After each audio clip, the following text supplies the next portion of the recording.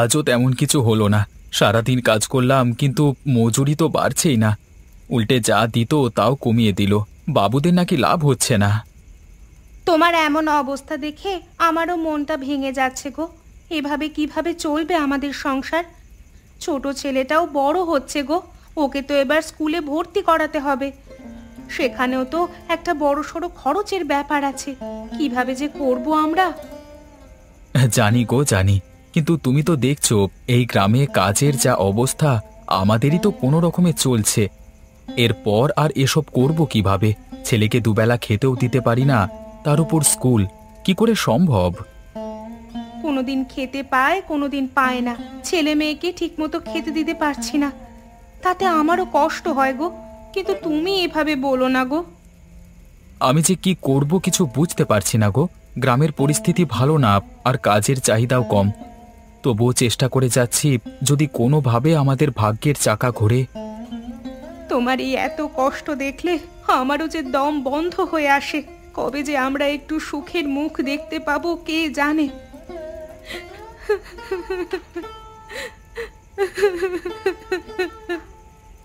তুমি এভাবে কেঁদো না।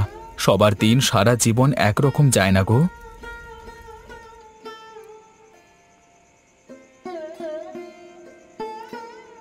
আর কতদিন এভাবে চলবে গো? দিন যায় দিন আসে, তবু আমাদের অভাব তো যায় না। জানি না গো কিভাবে চলবে। সারাদিন হাড় ভাঙা খাটুনি খাটি, তবুও সংসারে সচ্ছলতা আসে না। আমার চেষ্টার তো কোনো ত্রুটি থাকে না। তুমি চেষ্টা তো করছো, তবুও কিছুই হয় না। কখনো একবেলা খাই, কখনো একবেলা উপোস। ছেলেটাও খিদে পেটে শুয়ে থাকে। আমার যে এসব আর সহ্য হয় না। মা হয়ে এসব দেখতে আমি পারি না আর। জানি, কিন্তু গ্রামের সবাই তো একই সমস্যায় আছে। কাজ পেতেও এখন এত কষ্ট হয়। কাজের মজুরি তলানিতে এসে ঠেকেছে। হাড় ভাঙা খাটনি, আর মজুরি পাই ওইটুকু। কতদিন আর চলবে এভাবে? আমাদের ছেলেটা তো বড় হচ্ছে, তার লেখাপড়া সবকিছুই থেমে যাচ্ছে। আমি অসুস্থ হয়ে পড়ে আছে, তার জন্য ওষুধ কিনতে পারছি না। এভাবে কেমন করে চলতে পারে? জানি গো, কিন্তু আমি তো আর সত্যি কিছু করতে পারছি না গো। অনেক চেষ্টা করছি, কিন্তু সত্যি তো কিছু হচ্ছে না।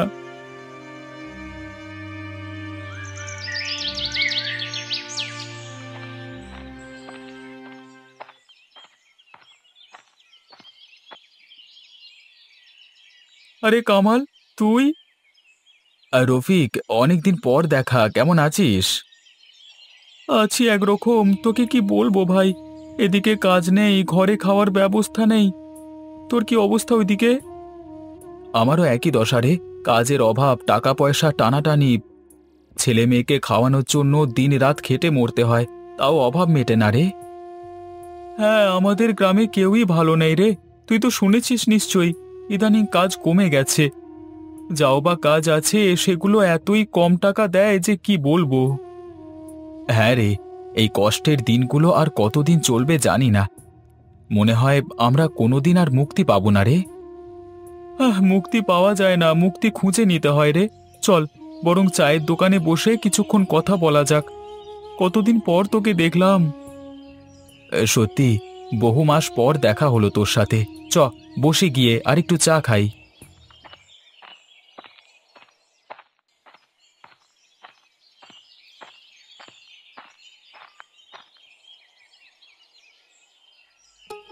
ভাই, 2 কাপ চা দাও তো। হ্যাঁ দিচ্ছি ভাই, আপনারা বসুন।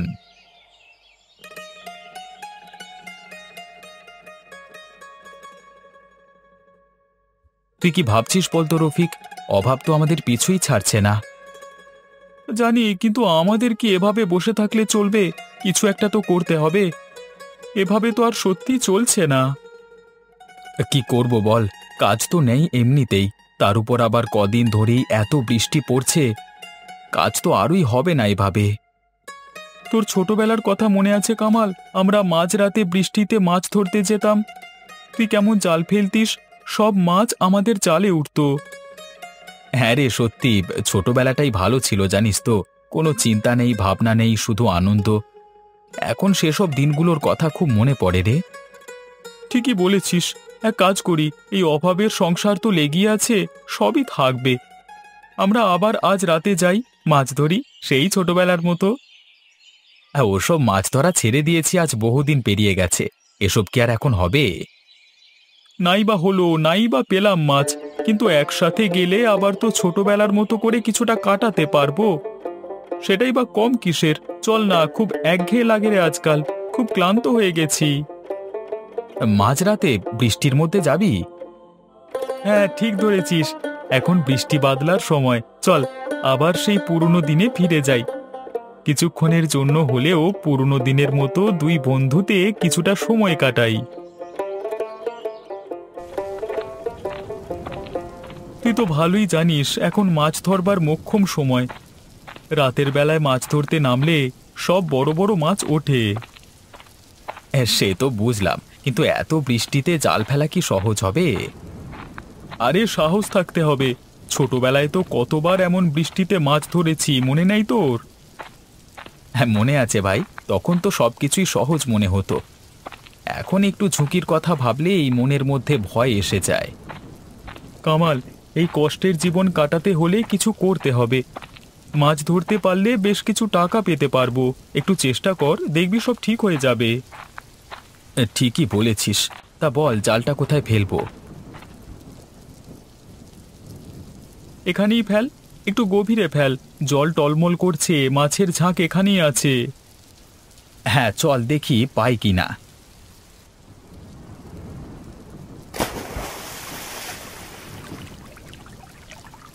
টান টান, বড় মাছ ফেসেছে মনে হচ্ছে। আরে হ্যাঁ, মনে হচ্ছে বেশ ভালো মাছ ধরতে পেরেছি। আরে টান টান, দেখি কি উঠেছে। আরে আরে দেখ, ইলিশ উঠেছে আজকে। হ্যাঁ ভাই, এত ইলিশ উঠবে ভাবতেও পারিনি। এত ইলিশ আমি কখনো দেখিনি রে। তোকে বলেছিলাম না, মাছ ধরা আমরা ভুলিনি। আরেকবার জালটা ফেলবি নাকি? তুই কি বলিস? ফেলেই দেখি। হ্যাঁ, ফেল ফেল ফেল দেখি আরেকবার।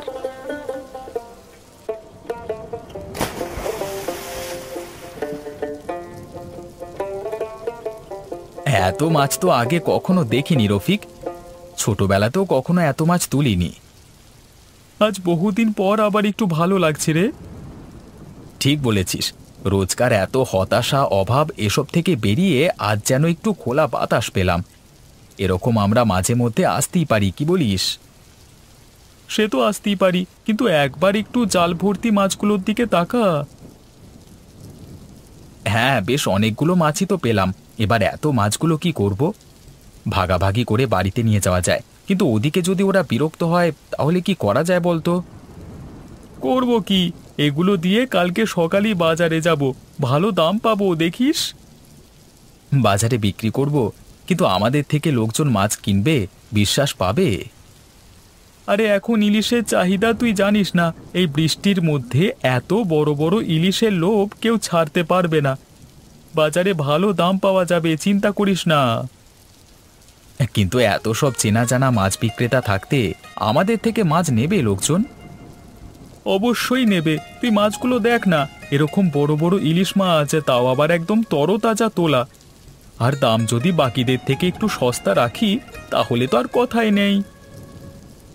ঠিক বলেছিস, কতদিন পর এই রকম কিছু ভালো লাগছে।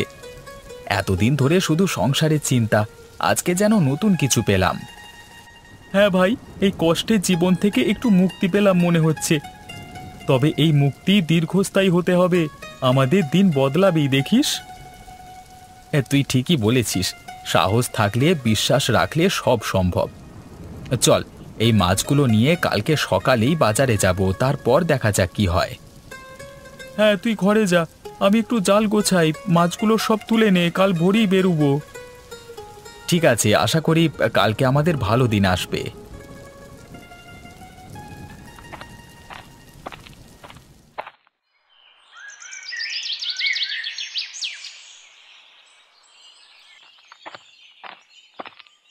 আজকে মনে হচ্ছে সত্যি ভাগ্য খুলবে রফিক। এত মাছ বয়ে নিয়ে যাচ্ছি, পিঠে ব্যথা হয়ে যাচ্ছে। হ্যাঁ, আজকে কষ্ট হলেও দেখবি সেই কষ্টের মোটা খেসারও তো পাবি আজকে, মিলিয়ে নিস। দেখিস বাজারে গিয়ে আমাদের মাছ বিক্রি দেখলে তুই অবাক হয়ে যাবি। তুই কেমন করে এত আত্মবিশ্বাসী থাকতে পারিস রে সব সময়?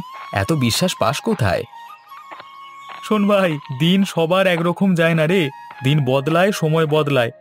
আর ইলিশ তো ইলিশই, বৃষ্টিতে উঠে আসা সবচেয়ে সেরা মাছ। তুই দেখবি কত লোক আসবে কিনতে, আমাদের মাছ সব থেকে ভালো বিক্রি হবে।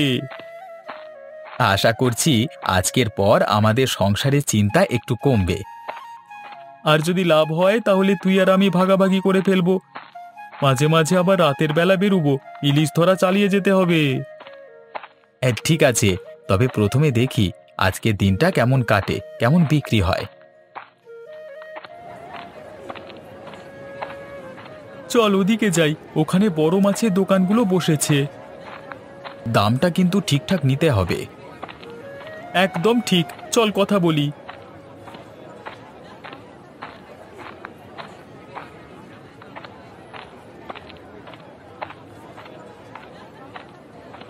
বাহ, এত বড় ইলিশ কোথায় পেলে তোমরা?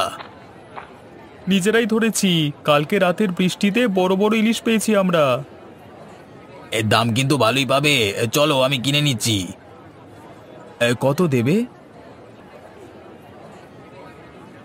না, এত ভালো মাছ এই দামে হবে না গো।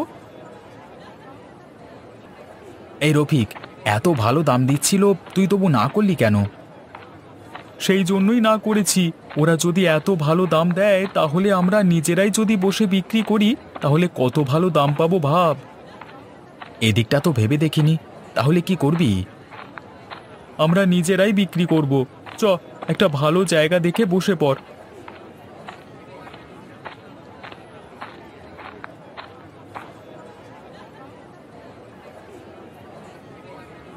আমি একটা ত্রিপল নিয়ে আসছি, তুই হাঁড়িটা দেখে রাখিস কিন্তু।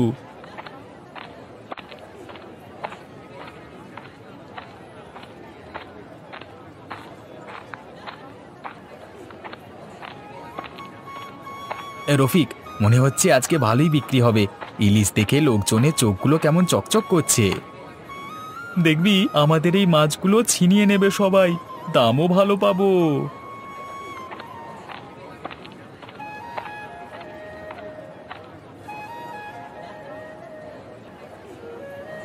ওরে বাবা, এত বড় ইলিশ মাছ, দাম কত? ভাই, আজকের ইলিশ একদম টাটকা, দামটাও আপনাদের সাধ্যের মধ্যে।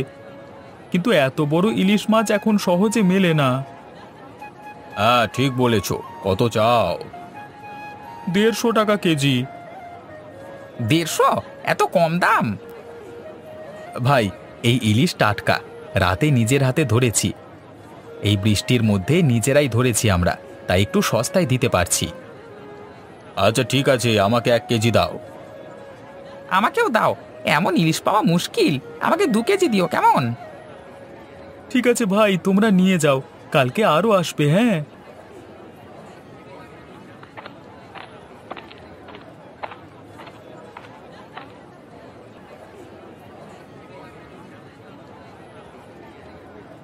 দেখলি, যা বলেছিলাম তাই হলো।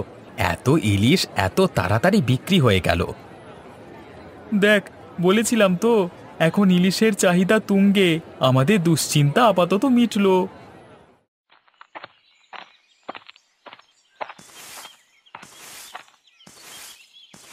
এই শুনছো, আজকে যা হয়েছে তা তুমি বিশ্বাস করতে পারবে না। কি হয়েছে গো? এতদিন পর তোমাকে এত খুশি লাগছে আজ? এ দেখো, এতগুলো টাকা। রাতের বৃষ্টিতে মাছ ধরতে গিয়েছিলাম রফিকের সাথে। যা মাছ পেলাম সব বাজারে বিক্রি করে দিয়ে এলাম। এতগুলো টাকা? সত্যি? আজ কি তবে সত্যি আমাদের ভাগ্যের চাকা ঘুরলো? হ্যাঁ, অন্তত কদিনের জন্য আমাদের একটু ভালো কাটবে। তবে ভাবছি এভাবে আবার চেষ্টা করব।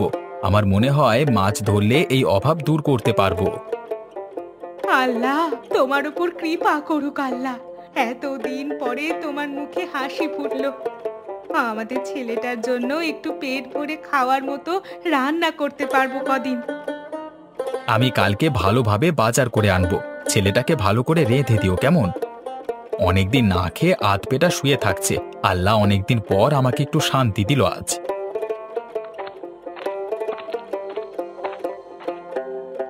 এই যে শোনো, এইদিকে এসো গো, কোথায় গেলে? কি গো, কি হয়েছে? তোমাকে আজ খুশি লাগছে?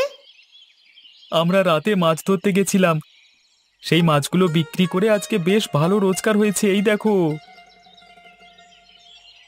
এতগুলো টাকা? এত মাছ ধরলে কখন তোমরা? এই কালকে মাঝরাতে বৃষ্টির মধ্যে, আজকে ভাগ্য আমাদের সহায় ছিল, এত বড় ইলিশ ধরেছিলাম। বাজারে একটাও মাছ বাদ পড়েনি, সব বিক্রি হয়ে গেছে, কারাকারি করে লোকজন কিনেছে। আল্লাহ, আমাদের ভাগ্যে এমন দিনও ছিল। এবার থেকে সংসার একটু গুছিয়ে চলতে পারবো। হ্যাঁ, এখন থেকে আমরা মাঝে মাঝে মাছ ধরতে যাব বলে ঠিক করেছি।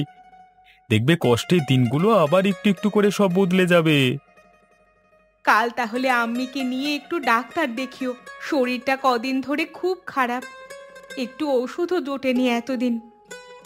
হ্যাঁ হ্যাঁ, কালকে সকালে যাব, তুমিও যেও সাথে করে, কেমন?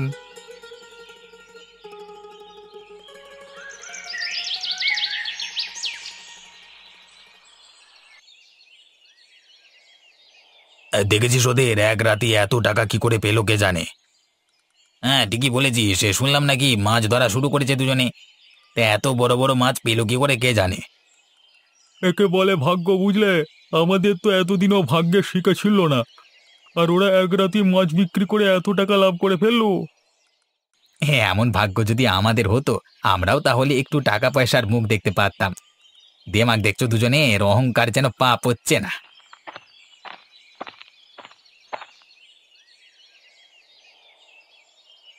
আরে কি ব্যাপার রফিক, কেমন চলছে সব? তোমার তো পুরো চেহারাই পাল্টে গেছে। কি যে বলেন আপনি, সবই আল্লাহর দয়া, ওনার একটু রহমত পেলাম আমরা। তাহলে অল্প রেহমত তো আমাদের উপরে হতে পারে। এই যে আমরা সব এভাবে অভাবে তাড়নায় মরছি, পরিবারকে ভালো মন্দ দুটো খেতে অবধি দিতে পারছি না, আমাদেরও তো একটু দরকার নাকি? চাইলে আপনারা সবাই কিছু না কিছু করতে পারেন। আমাদের এই গ্রামে কেউ ভালো মাছ ধরতে জানে, কেউ মাটির কাজ জানে, কেউ হাতের কাজ জানে। তাহলে এই জানাগুলোকে কাজে লাগানো হচ্ছে না কেন? এগুলোকে কাজে লাগাতে পারলে তো এখানে কারোর ঘরে কোনো অভাবই থাকবে না। আমরা যদি এভাবে এসব করতে পারি, তাহলে একদিকে যেমন আমাদেরও একটু আয় পায় বাড়বে, ঠিক তেমনি আমাদের সম্বন্ধে অন্যান্য গ্রাম থেকেও লোকেরা অনেক কিছু জানবে। তাহলে তো গ্রামের অভাবই মিটে যাবে, তাই না?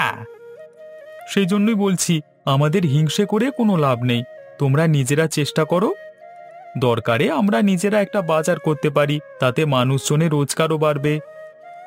কিন্তু গ্রামের এই অভাবের পরিবেশে জিনিসপত্র কিনবে কে আমাদের থেকে? এর জন্য খুব ভালো একটা প্রস্তাব আছে আমার কাছে। যার যে কাজটা ভালো লাগবে করতে, সে সেটা করবে। এই গ্রামের লোকজন এবার থেকে টাকা নিয়ে কেনাবেচা করবে না, যার যে জিনিসটা পছন্দ সেই সেই জিনিসের আদান প্রদান করবে। আমাদের সব দরকারি জিনিস যদি গ্রামেই পাওয়া যায়, তাহলে টাকা আছে কি নেই তাতে কিছু আসে যাবে না। মানে 1 কিলো চাল নেওয়ার জন্য চাইলে 2 কিলো চিনিও নিতে পারে, বা অন্য কিছু। এ তো দারুণ বুদ্ধি। আরে এতে আমাদের জিনিসপত্র বিক্রি না হওয়ার ভয়টা থাকবে না, আবার সবার অভাব অভিযোগও মিটে যাবে। না কামাল, তুই তো কামাল করে দিলি ভাই, এমন বুদ্ধি এর আগে কেউ কখনো দেয়নি। দারুণ হবে ব্যাপারটা। চলো তাহলে আমরা আবার নতুন উদ্যমে কাজটা শুরু করি।